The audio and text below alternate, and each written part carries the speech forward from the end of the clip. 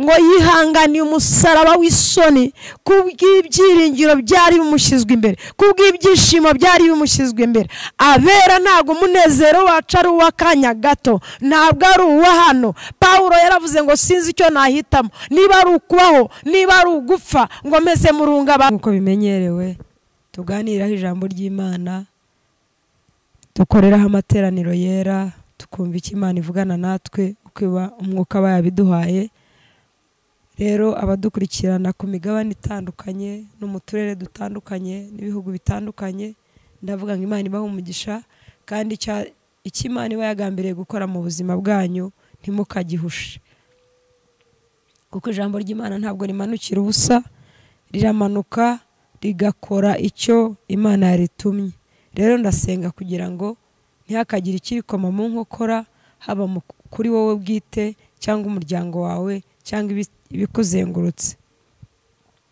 Ndagira ngo uyu munsi tuganire ijambo umwuka w'Imana yashyize ku mutima, mbwira kubaho mu rupfu.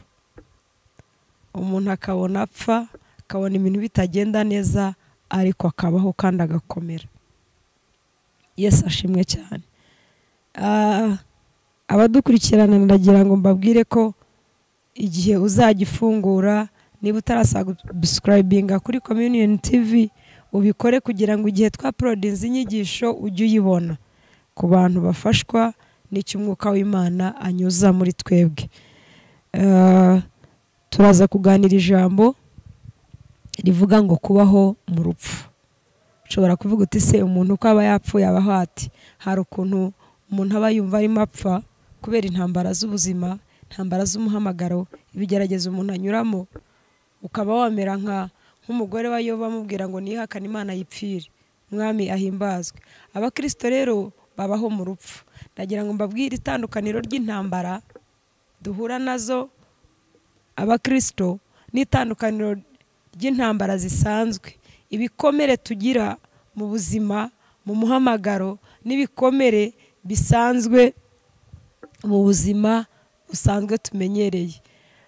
Muri ubu buzima iyo umuntu akomeretse, niba ari mu ntambara, niba yararimo agenda, niba hari icyo yakoraga, ahera ko arekeraho akajya kwivuza igikomere. Yamara gukira, yaba agishobora gukomeza ibyo yakoraga akabikomeza, yaba atabishoboye agahindurirwa imirimo. Bamwe hari igihe bakurizamo ubumuga, ugasanga akazi yakoraga nta kigashoboye. Ariko mu buzima bwa gikristo, iyo ukomeretse nibwo urushaho gukora. Mu buzima bwa gikristo ntabwo umuntu ava mu ntambara ngo abanze arwarakire, hanyuma narangiza agaruke mu ntambara, umwami ahimbazwe. Ahubwo kuguma mu ntambara nibyo bikomora ibikomere wakomerekeye mu ntambara. Uwiteka tugire neza cyane. Ndagira ngo mvuge impamvu ndimo kuvuga ibi bintu. Hari umuntu usanga avuga ngo Imana ninkorera iki nanjye nzayikorera, ngiye kugenda Imana nimpa amashimwe nzaza gushima, ngiye kugenda Imana nimpa umwana nibwo nzagaruka mu rusengero nkaza gushima Imana. Rero ntabwo twebwe intambara y'abakristo nagaruka imeze. Umuntu ashima adafite impamvu yo gushima. Noneho kwa gushima udafite impamvu yo gushima niko kukuremera amashimwe. Uwiteka ahimbazwe. Haleluya. Nukuvuga ngo niba ntinze kubyara ntago binkura mu nzu y'Imana, ahubwo nkomeza kuba mu nzu y'Imana nkasenga banyita ingumba. Niba naratinze gushaka, nukuvuga ngo ngomeza kuba mu nzu y'Imana nkasenga Imana barimo kuvuga ko Imana nta kintu yamariye. Niba nkennye ngomba kuguma imbere y'Imana igihe bavuga ngo Imana imariye iki itamara ubukene. Noneho muri bya bikomere by'amagambo, Aleluya, ntago tubyomorwa no kuvaho bakuvugira, ahubwo tugumaho tuvugirwa kugeza igihe ibikomere bizakira, bikijijwe no kwihangana muri icyo gihe, muri ibyo bihinyuramo. Haleluya. Niyo mpamvu Eliya yabwiye Elisa ngo numbona nkigukurwaho birakubera uko ugize gute, uko unsabye. Yihanganira umuyaga n'ivumbi n'umukungugu ndetse n'utubeho dutoya tujye tuzamuka muri serwakira atumbira sebuja, nibwo yabonye imigabane ibiri y'icyo yashakaga. Uwiteka ahimbazwe cyane. Ndimo kuvuga ijambo rivuga ngo kubaho mu rupfu. Amen. Umuntu abaho mu buzima arimo gupfa, ariko umutima we ukagomeza wizera Imana, kavuga ngo nzi ko umwami wanjye ariho, amaso yanjye azamubona, n'amaso yanjye sayundi, kuko nzongera guhagarara imbere y'umwami wanjye. Haleluya. Mwami atugirire neza cyane. Ndimo ndavuga ngo guma mu ntambara. Umuririmbyi yaremye ngo kubw'imbaraga ze dufite tuzabaho no mu rupfu. Ejo ndimo senga, Mwuka w'Imana yanjyanye bwina, asobanurira imbaraga z'umusaraba, ambwira kiriya cyanditswe kivuga ngo imibyimba ye niyadukirisha. Mwami ahimbazwe. Bishatse kuvuga iki? Ngo imibyimba ye niyadukirisha. Inkoni yakubiswe ku musaraba. Haleluya. Imibyimba yagiriye ku musaraba, ibikomere yagiriye ku musaraba, nibyo adukirisha. Haleluya. Bivuze iki? Ni ukuvuga ngo yakubitiwe gukiranuka. Haleluya. Arenganyirizwa gukiranuka, biramukomeretsa ndetse kugeza aho apfa. Umwuka w'Imana arambwira ngo imbaraga zamukijije igikomere cy'icumu mu rubavu mu minsi 3. Imbaraga zamukijije igikomere cy'imisimari mu kiganza mu minsi 3. Haleluya. Akazamukana inkovu. Ntibibaho niyo wakoresha umuti umeze gute, niyo cyaba ari igikomere cyo gusharambuka gusa, ntago gishobora gukira mu minsi 3. Haleluya. Ariko imbaraga z'Imana, imbaraga zo kwihangana zihoma kino gikomere, zihoma rino cumu mu rubavu. Ibyo ari byo byose icumu bamuteye ntabwo ryatewe nk'umuntu utabigendereye ku buryo yakomeretse gatoya. Bamucumise babigendereye, bafite umujinya mwinshi. Haleluya. Bafite umujinya mwinshi wo kurwanira ikinyoma, wo kurwanira umwami wabo ari wo Satani. Nibaza ko ryagiye deep, ryageze kure. Uwiteka ahimbazwe cyane. Ariko imbaraga z'Imana isumba byose, mu minsi 3 azutse, azuka adafite igikomere, ububabare cyangwa uburibwe. Ndimo kuvuga kubaho mu rupfu. Imana itugiriye neza cyane. Umwuka w'Imana arambwira ngo imbaraga zomoye umwami w'abami, haleluya, nizo zijya zitwomora inguma iyo twizeye yamuzuye mu bapfuye. Nizo zijya zikanda ibibyimba iyo twizeye yamukijije imibyimba yapfanye. Nizo zijya zidukiza ibikomere twakomerekejwe n'ibintu bitandukanye iyo tuzizeye. Nicyo bivuze ngo imibyimba ye niyadukirisha. Niba wizera ko Yesu yapfuye agapfana iriya mibyimba, agapfana ziriya nguma, agapfana kiriya gikomere, haleluya, yazuka akazuka n'undi mubiri, akazuka nta gikomere afite. Mwami atugirire neza cyane. Akazuka atavuga ngo norohewe. Niko Imana y'umwami wacu Yesu Kristo izagukura aho ngaho urimo gupfira, ukavayo uri muzima, ndetse abantu bashidikanya ko atari wowe, abantu bavuga ibintu bitandukanye. Haleluya. Yesu ahimbazwe. Ndimo kuvuga kubaho mu rupfu. Hari abantu bapfa, ugasanga umuntu arimo gupfa, aranyura mu mibereho harapfa, abantu baramwica n'amagambo yabo, Satani aramuhekenya. Ariko kubw'imbaraga z'umusaraba tuzabaho mu rupfu. Niho umuririmbyi yarakomeje ararimba aravuga ngo ku musaraba haturuka isoko imara inyota, ngo twahanywereye amazi. Mwami ahimbazwe cyane. Haleluya. Imibyimba ye niyadukirisha. Reka dusome igitabo cy'Abaheburayo ibice 12. Mwuka wera tugenderere, Mwuka wera tugenderere. Ndakwakiriye muri iri terano ry'abari hafi n'abari kure, abazanyumva nona ndetse n'igihe kizaza. Ndasenze ngo imbaraga zakomoye, imbaraga zahomye uriya mwenge w'icumu, zigira umuntu zomora, kuko ziracyakora uko wari uri n'ubu ni kukiri. Imbaraga zomora zimanuke komora inguma zitandukanye abantu bagendana, zimanuke komora ibikomere abantu bambariyeho batazi uko bizagenda. Mwami w'Iteka ni wowe ubizi.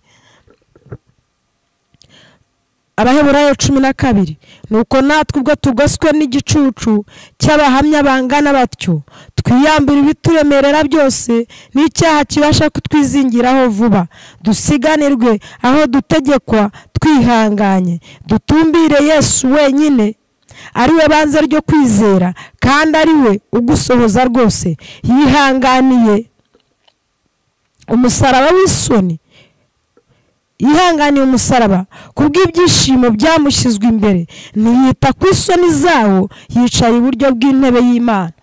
Umwami ahimbazwe. Turaganira ku ijambo kubaho mu rupfu. Haleluya.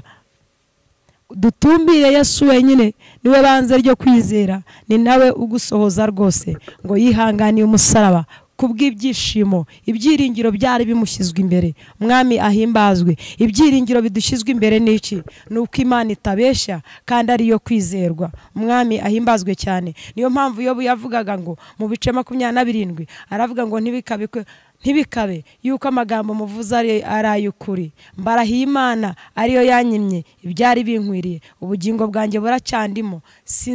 Sinzigera umutima wanjye ntabwo uzigera undega ikibi kandi nzarinda apfa ntikuyeho kuba inyangamugayo. Umwami ahimbazwe. Kubaho mu rupfu. Haleluya. Ngo yihanganira umusaraba w'isoni. Yesu ashimwe cyane. Niki gituma twihangana? Nuko yaduhamagaye ari yo kwizerwa. Niki gituma twihangana? Nuko Imana itabeshya. Niki gituma twihangana? Nuko imbaraga ziyazuye Kristo ziri hejuru y'imbaraga zose. Umwami ahimbazwe. Urapfa nonaha. Yesu ashimwe cyane. Urimo uranyura mu rupfu, urimo urakubitwa, urimo urabyimba wumva, uravunika wumva, ariko imbaraga zomoye Kristo zirakomora. Imibyimba ye ni dukirisha. Ndagira ngo wizere imbaraga zamubyimbuye nawe zirakubyimbura. Haleluya. Reka dusome igitabo cya Danieli. Ndimo kuvuga ku ijambo kubaho mu rupfu. Ndagira ngo ngusubiriremo intambara zisanzwe mu buzima busanzwe. Iyo umuntu akomeretse ajya kuvurwa, ariko mu ntambara z'umwuka, mu ntambara z'umuhamagaro, umuntu yakomeretse nibwo arushaho kurwana. Nta muntu ukomeretse ujya uvamo. Haleluya. Ngo uvuge ngo runaka yamvuze, ngo uvuge ngo baramvuga, uvuge ngo naratinze gusubizwa, ngo uvuge ngo ndaturuka he.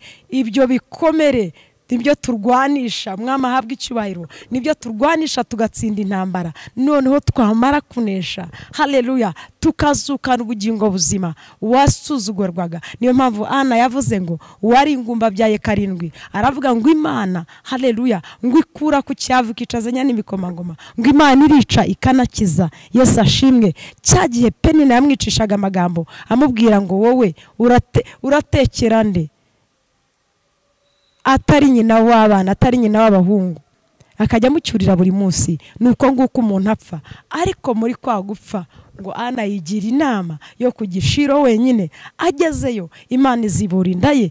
Mwama ahabwa icyubahiro. Haleluya. Rero twebwe iyo ukomeretse nibwo wavansa. Mwama ahimbazwe cyane. Muri ayo marira, muri uwo mubabaro, nibwo uboneka imbere y'Imana, nibwo wiyongera kujya mu bikari by'isumba byose. Niyo mpamvu umwanditsi wa Zaburi ya 84 yavuze ngo bagenda bagwiza imbaraga. Umuntu agwiza imbaraga ryari? Iyo hari ikintu kirimo kuzimumaramo akajya kumva zirongeye ziraje. Mwama ahimbazwe. Umuntu agwiza imbaraga azikuye he? Kuboneka imbere y'Imana. Mwami ahimbazwe cyane. Ngo niyo bageze mu gikombe cyitwa baka ngo imvura nyinshi cyambike imigisha. Haleluya. Iki gikombe cyumye, abantu bonyine baboneka mu maso y'Imana nibo babona harimo imvura, abandi babona haleluya. Yabajije Yeremiya ngo Yeremiya we uruzi iki? Ngo nduzi inkoni y'umurinzi. Ngo urabona uburyo ndi inyuma y'ijambo ryanjye kugira ngo ndisohoze. Imana iri inyuma y'ijambo ryayo, tuzabaho no mu rupfu. Niyo mpamvu babwiye Daniel bakamubwira ngo nutaramye iki gishushanyo turagushyira mu rwobo rw'intare. Ahubwo aho kugira ngo areke atangira gusenga gatatu, aho kugira ngo abihagarike avuga ati ndapfuye. Hari abantu bavuga ngo nubimanira, ngo ibusi Imana yo ntibibona ibyo ndimo kunyuramo. Iki Imana ibona nuko wavansa. Iki Imana ibona nuko ubugingo bwawe, haleluya, nuko ibona ubugingo bwawe bukikurimo. Iki Imana ibona nuko ari yituma uhumeka. Niko haleluya, niko Yobu yavuze ngo Imana ariyo nyiri uyu mwuka, ari yituma mpumeka. Mwama ahimbazwe cyane. Umutima wanjye ntuzigera undega ikibi. Mbarahiye Imana kuko umwuka wanjye n'ubugingo bwanjye buracyandimo. Ndashaka kuvuga iki? kubaho mu rupfu. Abantu bakakubwira bati kupfuye wagerageje ibi nibi, oya ntabwo ari byo. Ntitujya twivuza, ntabwo tuva mu rugamba ngo tujye kwivuza, tuguma mu rugamba. Imyambi uko yiyongera, haleluya, uko yiyongera kukurasa niko umuti urimo gukora. Umuti wacu, ubwungo bwacu bwiyongera, haleluya, burushaho gukora iyo imvune zigwiriye. Ariko iyo uhunze ngo reka kuvunika, ahubwo nibwo upfuye. Yesu ahimbazwe. Intambara yacu rero itandukanye n'iyi si. Intambara y'iyi si y'umusirikare akomeretse baramuheka bakamuvuza, ariko twebwe iyo dukomeretse mwamahabwa icyubahiro, ibikomere uko birushaho kwiyongera, haleluya, niko no gukira kurushaho kukwegera. Uko ukomereka cyane niko gukira kurushaho kukwegera. Uko uvunika cyane niko ubwungo burimo kurushaho kuza bugusanga. Yesu ahimbazwe cyane. Uko imvune ziyongera niko ubwungo bugwira, haleluya. Mwama tugirire neza. Reka some ijambo ry'Imana. Mwuka wera ndakwinginze, ni wowe wenyine turindiriye muri iyi si y'abazima, haleluya. Reka dusome igice cya 3 cya Daniyeli. Turahera ku murongo wa 19. Ngo Nebukadinezari zaberanywa n'uburakari, mu maso yahinduka ukundi, areba Seduraka na Meshaki na Abedinego igitsure, ategeka ko benyegeza itanura ngo rirushe uko ryari rikwiye kwaka 7. Maze atoranya abanyambaraga bo mu ngabo ze, abategeka kuboha Seduraka na Meshaki na Abedinego ngo bajugunywe mu itanura ry'umuriro ugurumana. Nuko baboha abo bagabo uko bakambaye amafurebo n'imyambaro n'imyitero n'ibindi bambaye, babajugunya mu itanura ry'umuriro ugurumana. Yesu ahimbazwe. Reka dusome ku murongo wa 17. Haleluya. Ndahera kwa 15. Nuko noneho nimwumva amajwi y'amahembe n'imyirongi n'inanga n'isambuka n'amabubura n'amakondera n'ibintu by'ubwoko bwose bivuga, mukemera kubarara hasi mukaramya igishushanyo nakoze, ni byiza. Ariko nimutakiramya, ako kanya murajugunywa mu itanura ry'umuriro ugurumana. Mbese Imana iri bubakiza amaboko yanjye ni iyihe? Saduraka na Meshaki na Abedinego basubiza umwami bati, Nebukadinezari, nta mpamvu ituma tugusubiza iryo jambo. Niba ari iby'Imana yacu dukorera ibasha kudukiza mu itanura ry'umuriro ugurumana, kandi izadukiza ukuboko kwawe Nyagasani. Ariko nawe utadukiza Nyagasani, umenye ko tutari bukorere imana zawe, habe no kuramya icyo gishushanyo cy'izahabu wakoze. Haleluya. Aya makuru murayazi, ariko ndagira ngo tuganire icyo umwuka wera arimo kumfashisha muri ino minsi. Amen. Bano bagabo batanze itangazo, baravuga ngo igihe kigezweho nicyo kuramya igishushanyo umwami yakoze. Uwiteka tugire neza. Barabyumva mu bihugu 120, inkuru ziratambuka, amatangazo yacagaho. Uwiteka ashimwe cyane. Amatangazo acaho barayumva, bamenya ko igihe cyabo kigeze. Amen. Biravugwa. Hari igihe ikintu kiza ukagira ngo kizagarukira hafi. Mwamahimbazwe. N'ikintu gitumye abakristo bacika intege nuko batekereza ko urugamba batangiye ruri bushira uwo mwanya. Mwamahabwa icyubahiro. Ariko uyu mwami w'isi turwana nawe arabizi yuko urugamba rudapfa kurangira, arabizi yuko urugamba rudashira. Niyo mpamvu ahataho bikamera nk'imvura y'urujojo ikanga guhita, agahataho kugira ngo umuntu azagamburure. Umwami ahimbazwe. Ariko Bibiliya iravuga ngo iyo ugamburiye mu makuba, kwizera kwawe kuba kugize gute, gukomera kwawe kuba guhindutse ubusa. Bakomeza batanga amatangazo, bigezaho bigera ubwami, baravuga ngo hari abagabo 3 banze kugira gute. Haleluya. Ndagusengera ngo ube mu bagabo 3, ndagusengera ngo ube mu bagore 3, ndagusengera ngo ube mu bakobwa 3 batemera gupfukamira igishushanyo, batemera guhindurwa n'iterabwoba ry'ubuzima riri hanze hano, batemera guhindurwa n'ibihe. Mbonye yararimye ngo ibihe nibikakumare imbaraga y'umutima. Umwami ahimbaze. Nebukadinezari ngo arababwira ngo ese ni iyihe Mana iri bubakiza amaboko yanjye? Hari igihe intambariza ukabona nta hantu na hamwe nta gukira gushobora guturuka, ariko niko isi yibwiraga. Mwami ahimbazwe cyane. Haleluya. Twajyaga turirimba ngo iyo Farawo abimenya, iyo Farawo abimenya yari gucisha make akitonda, yabonye inzira yo mu mazi agira ngo ni inzira isanzwe. Mwami ahabwe icyubahiro. Haleluya. Uyu mwami w'iyisi ajya yotsa igitutu umuntu, ajya acana umuriro ndetse agatangira waka gake, ugasenga amasengesho y'iminsi 3 ukaba uzi ngo umuriro urazima, wamara kuyasenga ukabona umuriro uratse cyane, ukinjira mu minsi 7 ukaba uzi ngo noneho umuriro urazimye, noneho niba bagicanye mu ishyiga rimwe na gaze bakazikongeza. Umwami ahabwa icyubahiro, umuriro ukiyongera. Haleluya.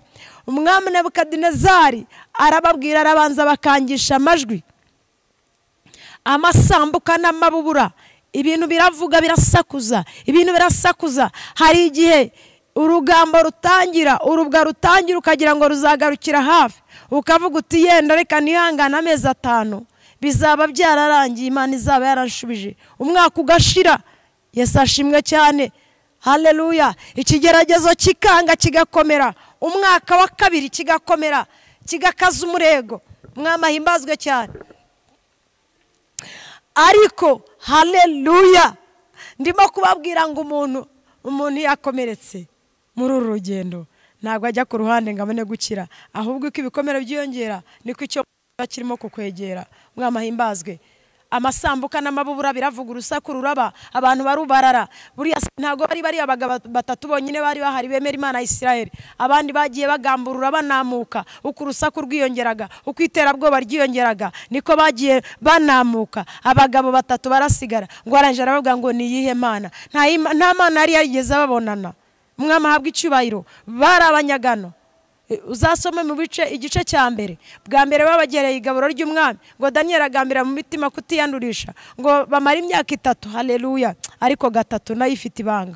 Bamara imyaka 3 barya ibishyimbo, banywa n'amazi. Mwami ahimbazwe cyane. Ariko baza kuvamo harimo umuhanga n'umunyabwenge wasobanuye ibintu byose, ari byo byamukijije. Ubwenge Daniel yagize bwatewe n'iriya myaka 3 bamaze batarya nk'abandi.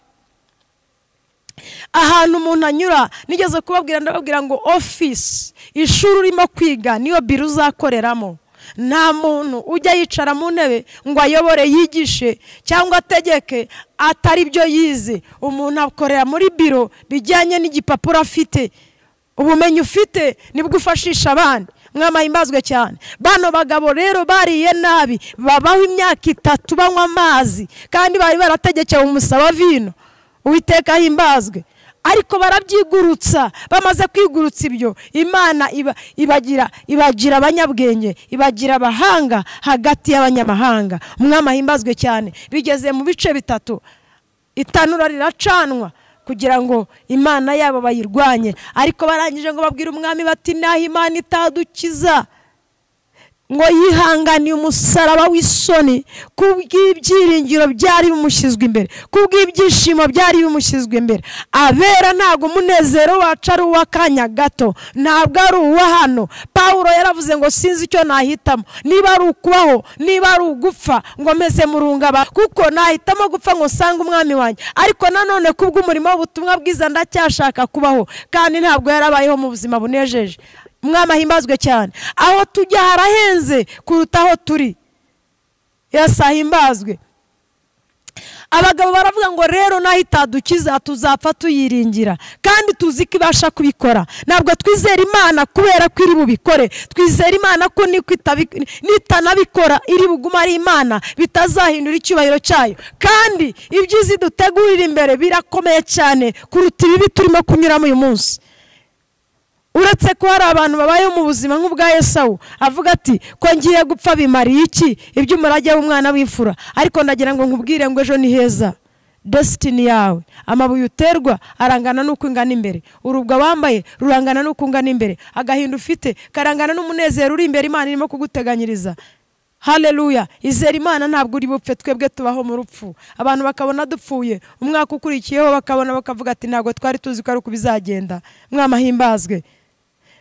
ngo barangije amasambuka n'amabubura bibonye urubwa rudakunze haza iki? Haza umuriro. Urubwa hari igihe rwanga ukarutsinda, wajya kubona ukabona haje ubukene, wajya kubona ukabona haje indwara. Umuriro, hakaza ikirenze urubwa. Yesu ashimwe, haleluya. Njya mpura n'abana akavuga ati ariko njyewe bizahereraho igihe nahereye. Amasambuka n'amubura aracecetse, umuriro barawenyegeje. Mwami ahimbazwe. Umuriro bawenyegeje 7 ngo babanagamo uko bakabaye n'amafrebo yabo, ngo ari ku muriro ucagagura imigozi yari baboshye, ngo ahubwo ufata abari babajugunyemo, ngo bugiye gucya. Mwami ahabwa icyubahiro. Ndagira ngo mubwire ngo nta gupfa, ahubwo bugiye gucya abantu babona umwami wawe Nebukadinezari, kandi abantu bazabimenya neza. Bazabimenya neza ko ari Imana, bazabisobanukirwa neza. Nta marayika wabwiye Nebukadinezari ngo uwa 4 ni ishusho y'umwana w'Imana. Oya, haleluya. Reka nkubwire ibikubwira ko Imana itariho birabizi neza. Nebukadinezari kuki yababwiye ngo Imana iri bubanyize niyihe? Ariko arebye mu itanura yamenye umwana w'Imana, ayishurirwa umwana w'Imana. Mwami ahabwa icyubahiro cyane. Imbaraga zikurwanya zizi imbaraga z'Imana isumba byose. Niyo mpamvu bisa naho bigufatirana, niyo mpamvu bisa naho bikuzibiranya. Utarahumeka hakaba haje ikindi, utarahumura hakaba haje ikindi. Ariko ndagira ngo mbwire umugore n'umugabo bankurikiranye, ugomba kubaho ukabaho no mu rupfu, ugomba kubaho ukabaho n'igihe ubona kubaho bidahari, ariko birahari uri muzima. Imbaraga zazo Yesu Kristo zirakuzura, izamwomoye ziriya nguma zirakomora. Yesu ashimwe. Abantu basengera ibigeragezo ngo bitabageraho, ariko haleluya, iyo udakomeretse Uwiteka himbazwe cyane. Inkovu ziravuga kuruta amabuye wakwepye. Iyo werekana inkovu ziravuga. Niyo mpamvu Toma yavuze ati ndemera ari uko mbonye inkovu. Umwami w'abami atagira inkovu, ntabwo Toma aba yarabaye mu bigishwa be. Uwiteka tugire neza cyane. Rero ndagira ngo uyu munsi nkubwire ngo tugomba kubaho mu rupfu. Twebwe ntabwo dukomereka ngo tuve mu ntambara. Haleluya. Ntabwo dukomereka, ntabwo tuvunika ngo tuve mu ntambara. Turagenda mu mbago, tugenda nk'abari mu mbago, tukagenda nk'abari mu kagare, ariko tugakomeza mu ntambara. Uwiteka himbazwe cyane. Haleluya. Ndagira ngo mbwire umuntu unteze amatwi, n'uzantega amatwi, ushobora kuzabona iyi nyigisho haciye imyaka ingahe, ariko ndagira ngo nkwibutse ko Yesu yazukanye inkovu, ntabwo yazutse afite igikomere. Imbaraga zamukijije ririya cumu, igisebe kigakira, nawe ziracyahari, ziwomora inguma zawe. Ihangane, tuzabaho mu rupfu. Tugomba kubaho mu rupfu, tugomba kubaho turira, tugomba kubaho dutaka, ariko igihe cyagera bwaca mu gitondo bakabona mu itanura muri wa muriro harimo ishusho yindi batajugunye. Haleluya. Hari indi shusho. Yesu ashimwe. Hari aho utaragera kugira ngo iyi shusho igaragare, hari aho utaragera kugira ngo ishusho y'uwakane igaragare. Uracyari wenyine, ihangane. Yesu ahimbazwe. Uracyari wenyine, tuzabaho no mu rupfu. Bano bagabo ntago bagiye mu itanura bafite ibyiringiro byo kugira gute, ibyiringiro byo kubaho. Baravuze ngo icyo tuzibasha kudukiza. Mwama tugire neza cyane, ariko nayo itadukiza. Rero iryo jambo icyo uvuga mu mutima nicyo Satani ashingiraho ahunga cyangwa gusenya. Ndagira ngo nkubwire uyu munsi ngo ugomba kubaho mu rupfu. Imbaraga zomoye inguma za Kristo zikomore. Reka ngusengere mu izina rya Yesu. Se umwami wacu Yesu Kristo, nzamuye ijwi ryawe, nizeye ijambo ryawe, nizeye imbaraga zawe. Mwana w'intama w'Imana wagaragaye uri uwa 4 mu itanura, ndagira ngo ugaragare uri uwa 2 kuri uyu mudamu ugukeneye, ugaragare uri uwa 3 kuri uyu muryango ugukeneye, cyangwa ugaragare uri uwa 5, cyangwa ugaragare uri uwa mbere. Ariko ugira umuntu usanga muri uyu muriro, wiyereke abamuzengurutse, wiyereke isi. Haleluya. Uko wazutse ukigaragara mu murwa, adomezavo tiyakozanda. Abari kugaragara muri uyu mudugudu uyu muntu atuyemo, abari kugaragara muri uyu mujyi umuntu atuyemo, abari kugaragara muri uyu muryango uyu muntu avukamo, uwo yashatsemo, ndasenze ntama w'Imana wigaragaze. Uko wigaragaje igihe abigishwa bari bumiwe batazi iherezo ryawe, mwaragendanye ukora ibitangaza, ariko igihe kigeze bagera ahantu babura yapfuye bamureba, arashyingurwa bamureba, ariko uzutse urabiyereka. Ndagira ngo uyu muntu mwami wizeye ibyanditswe, akizera ijambo ryawe, agasengerwa agasengera n'abantu, aho bigeze bimeze nka cyagiye wari utarazuka icyo abigishwa batekerezaga, ariko bongeye kukubona imitima yabo irahembuka. Ndasenze ngo uboneke kuri uyu mugabo, uboneke kuri uyu mushumba, uboneke kuri uyu mukobwa, wongere wiyerekane mwana. Kuzuka n'ubugingo, ndasenze ngo imbaraga zawe zagukuye mu rupfu zikura uyu mudamu mu gisebo. Ndasenze Uwiteka we ngo ijambo ryawe rigira ububasha, ijambo ryawe rigira imbaraga kuri iyi ndima z'imyaka idasama, kuri ibi bibero bidakikira. Ijambo ryawe nirigira ububasha, amajwi aceceke. Wiyerekane uri uwa kane muri uyu muriro, wiyerekane uri uwa kane muri aya magambo, wiyerekane Uwiteka we. Ndakwinyize ngo wiyerekane, wiyerekane ku barwayi. Imbaraga zo mu y'inguma mu minsi 3 zishobora kumya kanseri yari imaze kumunga amagufwa. Imbaraga zakomoye, imbaraga zabyimbuye iriya mibyimba, imbaraga tevozi y'amakoranda ba. Uwiteka we, nibutse ibikomere by'inga wakubiswe, nibutse ibikomere by'urugata mu mutwe, ko wazutse udafite igikomere na kimwe.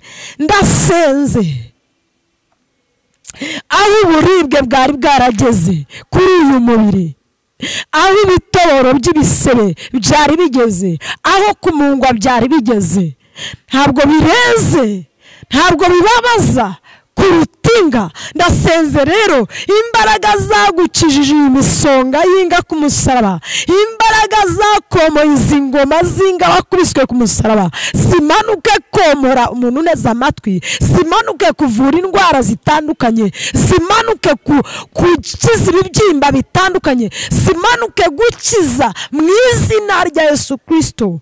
Uyu muntu urupfu rwari rumaze guhekenya, batangiye gutegura. Ndasenze ngo mu izina rya Yesu, uko wabonekeye babiri mu bigishwa mu nzira y'Emawusi barimo kuvuga ibyawe, Uwiteka we, hari urimo kuvuga ibyawe nk'inkuru ariko atari impamo. Ndasenze ngo uyu wumvise inkuru z'ibyawe akubone, umubonekere, imbaraga zawe zigaragare, imbaraga z'Imana nizigaragare mu izina rya Yesu.